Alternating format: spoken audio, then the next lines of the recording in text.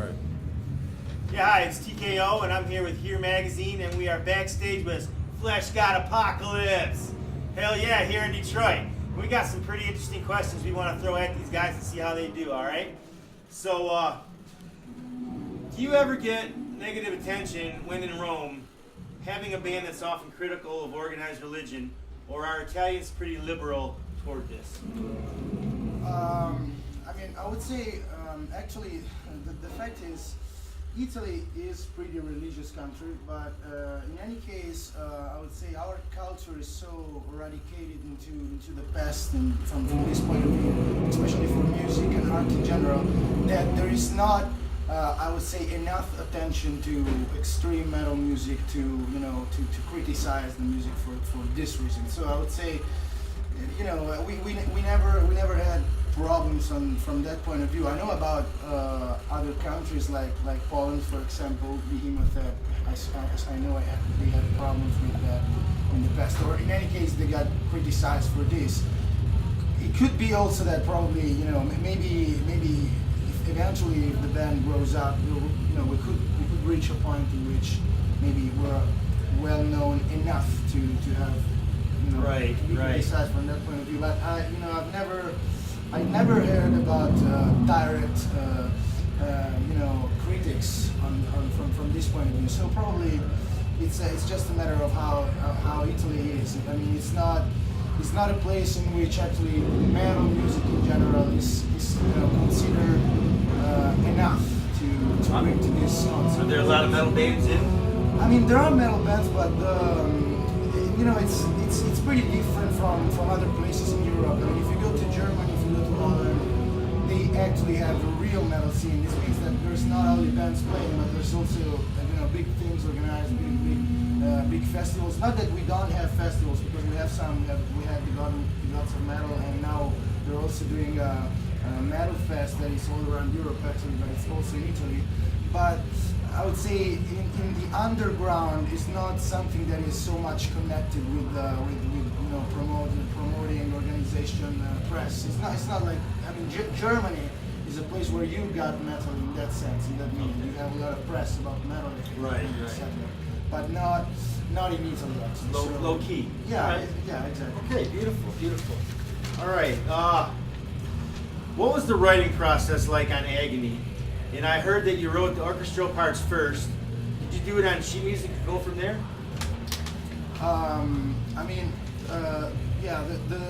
Actually the two main composers in FLESHGOD are Francesco Paoli, the drummer, and Francesco Ferrini, the keyboardist. And yeah, I mean, actually, let's say we actually are all obviously big fans of classical music in general, and obviously we enjoy whatever is orchestral, because we really into that. So even the movie themes, John Williams or Danny Elfman or whatever, we really like that stuff. And in any case, some of us also have a background in classical music. I mean, no one of us actually has a degree, but every one of us had, in his past some classical teaching. So, I mean, I've been playing piano for some years when I was a kid. I mean, I was a kid, but still it's something that is very important in printing to have that kind of approach.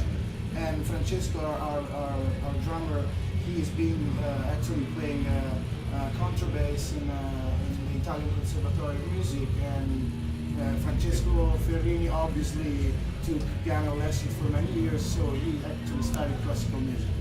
And the fact is, we've always obviously followed an inspiration in writing music. There's Francesco, and we've always, we've always started from the main ideas of the songs, and then putting on the riffs to complete everything. But obviously at the beginning the process was much more a very classic process in death metal. So you started from guitar riff or whatever, or rhythm with drums. Now the fact is, since we actually decided to do this orchestral thing, obviously the orchestra has a big importance in our music, and this means that actually there have been changes in the process, because now most of the times, I'm not saying always, but most of the times everything starts from the idea of a theme, so of a main theme, like for a soundtrack, and then obviously this idea is naturally connected to a rhythm idea, so obviously the drumming behind it. And from that, usually the songs develop, and in this case, the guitars and the vocals, so all the rhythmic part is contained into this thing. It's like if every instrument was a section of the orchestra. This is the point. So we're not considering anymore. It's not. The point is, it's not like, okay, we write an extreme metal song and then we put orchestration on it. Right. But the idea is we try to write orchestral music. So we start from the idea that it has to be like an opera, and then it's a metal opera. So that's what happens. So opera first, and guitar second, then. And yeah, yeah. You know, I mean, I would not say that just, you know. I would not put like a very strict, schedule on this, because it could start from a riff sometimes, right. But still it's all a more organic thing. So that's the point. We're trying to just consider our music for what it is, and not being focused on I would say stereotypes. Awesome. Italian seems to lend itself so well to music being the standard in opera and so on. You use a lot of Latin in Agony. Yeah. Have you ever considered doing songs in Italian? Actually not. Not because I mean the use of Latin is focused. So there's some parts it's like it's like to enforce some concepts. It's cool that we put Latin into the song, and eventually some people will also be interested in go check out what's the meaning behind that. But obviously for reasons connected to the chance to spread the music all over, obviously English still remains the main language in the world, so actually the easiest to spread out and to communicate with the most, with the biggest amount of people possible. Because obviously we want to do that. I mean, there's no reason to. I mean, if you play, you actually want to communicate something. So we try to communicate in the most to spread the idea as much as we can. This doesn't mean that we could never consider to do that, maybe for one song or one album, or extra bonus song or something at the end. Yeah, or I don't know, or do an entire Latin album. I don't know. I mean, it could happen. I mean, everything can happen. I hope the career will last as long as it can. So I think you guys are well on your way to a big career, personally. Thank you. I mean, we'll try. So this means that we're not close to any idea. If our inspiration, our ideas, our evolution will bring to something like that, why not? But I would say in general, for now, English stays like the main language we use to write music. All right. Well, Francesco, I'm going to have you answer this for him. All right. It looks like he didn't do any vocals on Agony. You think he missed the singing for the band, or you think he's happier behind the drums? No, I mean, the fact is, Francesco was one of the he actually was the main guy between behind the idea of FLESHGOD at the beginning. Right, so right. I think choosing FLESHGOD for him was just a matter of following the song. The idea was, okay, I want to do my music, I want to write my music, I want to bring my ideas. So obviously at a certain point we found it in a situation in which FLESHGOD and our penance were two big things to handle for him. Okay. So he actually had to choose for some reasons, and one of the main reasons obviously was the fact that he had too much business going on. this point because we were touring and they're touring and whatever. So I think the choice was pretty much for a matter of just following the heart for inspiration because this was his project. I mean, our parents were good friends with them, and he had a lot of, I would say, very important experience and exposure with our parents. But still, our parents, he joined the band after the band already existed, actually since... right, so he wasn't a founding member, he wanted to stick with something that he had founded. Exactly. And in the meantime, I would also say that, I mean, looking at him playing drums, because I've been in the rehearsal room with him since the first day he started playing drums, because he started 3 years ago, so it's a very short time. But when he decided to do that, it was actually to save FLESHGOD, because the fact was there was no way to find, in that moment there was no way to find a drummer who could actually do what we wanted to do. So his thing was, okay, if nobody can do that, I will just start studying drums and I will do it on my own because I want to bring this project on. So at this point, I would say, being with him for these 3 years, now I feel like, okay, maybe drums is really his instrument because he really started, I can see he enjoys playing drums pretty much, probably more than singing. I mean, I think he is an amazing drummer, an amazing singer, and me personally, I've learned a lot from his singing. But still, I think drums is Francesco's main instrument because I really see he finds himself comfortable. It's amazing. Yeah, I mean, he has fun.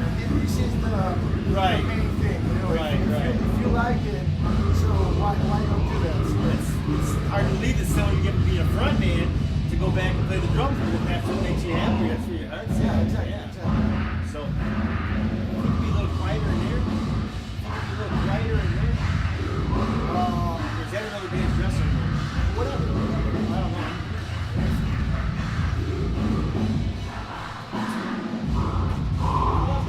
That's still loud as hell. Yeah, no problem. All right. If it's not a problem for you guys, I think it's... All right, well, let's try it. Maybe you Plus, want to come probably on the fan or something, because it's going to be bouncing the sound of it all up. Yeah, just come a little closer here, all right? That's right. Marini's orchestration is impressive. Do you have much familiarity outside of FLESHGOD working with orchestras? Yeah, I think you already answered that one, right? You guys said you all have classes in training. Do you think one day you'll ever play with a live orchestra? Well, I think probably for what we do, it's useless to say that it would be a dream. I mean, if I could, I would play with a real orchestra all the time, obviously. That would be a spectacle. Yeah, I mean, obviously it's a matter of time, it's a matter of money, it's a matter of success, because obviously playing with an entire orchestra means also to pay a lot of musicians, and it's not that easy to do that, but some bands did it, so why not dreaming about doing it someday? It would also be something spectacular from the visual point of view, and as you guys probably saw, we really are into the show. I mean, we really. So I can't wait. Of show. So when I found out, I requested to be on your show. I requested this. okay. The magazine really wasn't even going to cover you, and I said you have to cover this band. Give me, so we contacted the tour manager, and I got it. And I'm here because I want to show the world what you guys are about. Like I said before, there's a lot of bands that is oversaturation. A lot of bands sound the same. You guys are like a giant 70-mile-an-hour wind of fresh air coming in. It's just so, like I said, fresh. Nobody has the orchestration in the metal to this level, and it's just amazing. When the first time I heard it, I was like, Lord. I got right on Facebook and I started sharing your video and telling everybody this band is amazing, and there was OMG all over the place. So I have a bunch of people from Detroit now who said, wow, that video was amazing, because where can you find the video? Just on your website, or do you have it like up on Metal Injection or anything? Actually, it's on the Nuclear Blast channel on YouTube, so it's, I think YouTube is always the main thing now